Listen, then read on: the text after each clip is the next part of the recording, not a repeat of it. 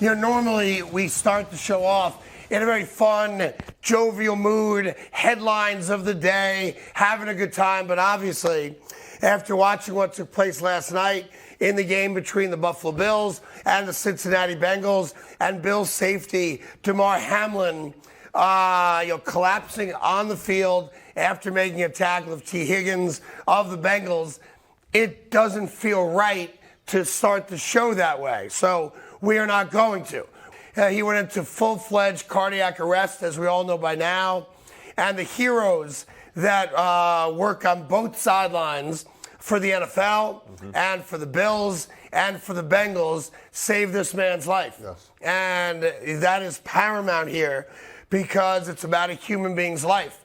And there are moments as big of an interest as we have in professional sports and how much we care about the uniforms that we root for, how much we care about the end results of games where none of it matters. Rooting interests don't matter when we're talking about the well-being of a human being. And he is not out of the woods yet. He is intubated. He is at one of the best hospitals in this country. Cincinnati has a level 1 trauma hospital that is second to none. And now you just cross your fingers and say a prayer that Hamlin's going to be all right. But football, rightfully so, has to take a back seat to the well-being of a human being who nearly lost his life on the football field. Yeah, of course, our thoughts are with Hamlin, his family, the players that were there to see that. As you mentioned, the medical professionals that got him back to life Saved on his the field. life. Yeah, and they're trained to do that, obviously, and they did their job in that moment. I think for the players you saw last night, the emotion is because we are conditioned for injuries. It's part of the sport. Like, we know you're going to get hurt. There are times, even in practice, you get hurt, they say, move the drill. Jeff Schwartz is down the field. Let's go practice over here while we deal with this. Sure. But they're often not life and death, right? And this is a situation last night where you see your teammate or your opponent on the field, a player in the fraternity, getting CPR, getting treatment that we're not used to seeing. And the shock on the faces told me right away, this is not normal, right? This is something that we're not used to seeing as players. And it's scary. I'm still kind of like emotional this morning about it because, again, like, we don't go into games. I know we say things like, this is a battle. This is life and death. Normally it's really not, right? Right. In this situation it is, and it's unprecedented. And you see the players like Josh Allen's, Diggs. I mean, again, like, if a guy breaks his leg, even if a guy hurts his neck, unfortunately, like, we're not in that same emotional state. And they do play on. I mean, on this very field, this is where Tua had the concussion, and they played on. This is where Ryan Shazier was paralyzed, and they played on. But this is different because the man's heart stopped beating. And if you're a football player, while you're conditioned to drop it and play, when you're watching medical technicians, pounding on the man's heart like we normally see on TV shows, that has to affect you.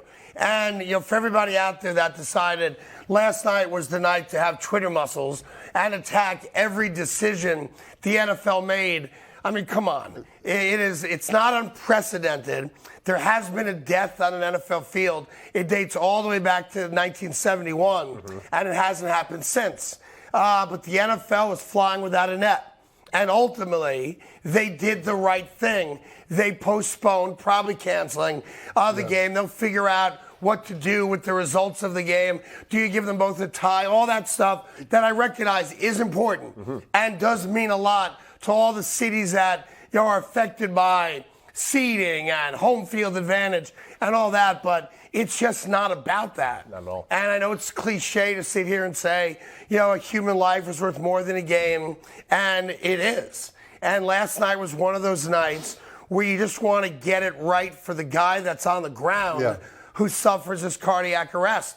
And outside of that, nothing else really matters. And it does put into perspective for a lot of us that every once in a while need a slap in the face to recognize perspective. Sports is very important to all of us. It's how we make our living. It's how you spend your time outside of work and family. It's a very important thing. But Damar Hamlin's life is more important. Yes. I don't give a rat's ass if they ever replay this game. And I'm sure the Bills don't care. They don't care and I'm sure the Bengals don't care. And one note about the people in Cincinnati. Obviously, I've had a lot of fun with the fans of the Cincinnati Bengals, purely from a sports standpoint. You people yesterday were the classiest, people in this country when it came to how you reacted to what took place in that field yesterday. Showing up outside the hospital for a candlelight vigil, as you see right there. Standing ovation for the Bills as they left the field. And you're a class act. And I commend you and applaud you for the perfect reaction to what took place, and we get it. A very important football game last night, but Damar Hamlin's life is just more important, period, stop. And people have raised over $1 million now for his charity. $3 million. Well. $3 million. And it's a crazy story. I'll just tell you real quick about that. He had a charity back in 2020, and his goal, listen, he was not making a lot of money. He was a six-round draft pick. Was to raise $2,500. I saw that, yeah. Not a lot. Yeah. His quarterback could have written that check, right? Yeah. Easily. To raise toys for kids that are needy.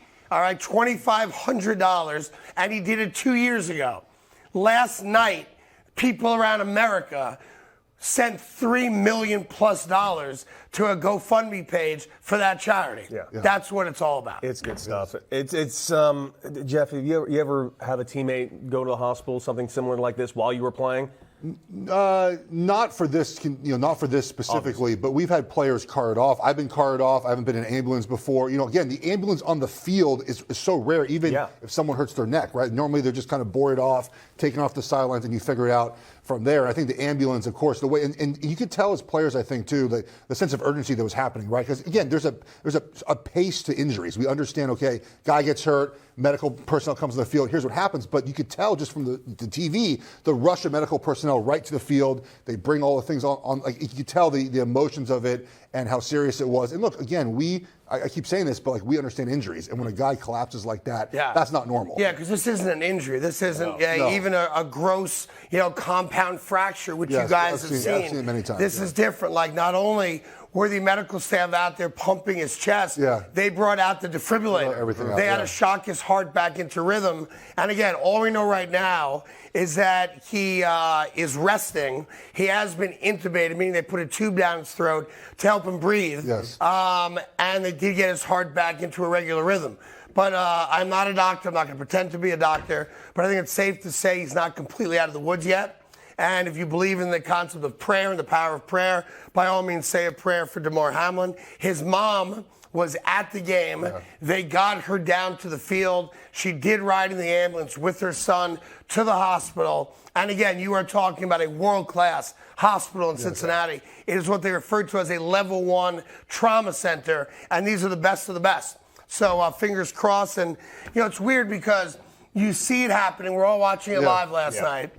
And, the reaction's obvious. It's emotional, right? It's emotional. I have a son who plays football, who's about to go to college to play football. I love watching football. And I have no personal connection to the Bills, to the Bengals, or Damar Hamlin, but it also didn't matter. And it was interesting just watching the game. And obviously, we get it. It was a huge game. It was going to play a big role in, who's playing where, division titles, home field advantage, and all that. And for a moment, it just didn't matter. And there was something that was really organic about that. And then watching how people rallied around Hamlin was, it shows you the true test of the NFL fan base and who we are as people. We came together at the right time with the right sensibility, and now we're just rooting for this kid to make it. Hey there, thank you so much for watching The Carton Show. You can subscribe right here to get all the latest bits and segments from the show. And by the way, while you're at it, we have a lot of great shows on FS1, so check them out too.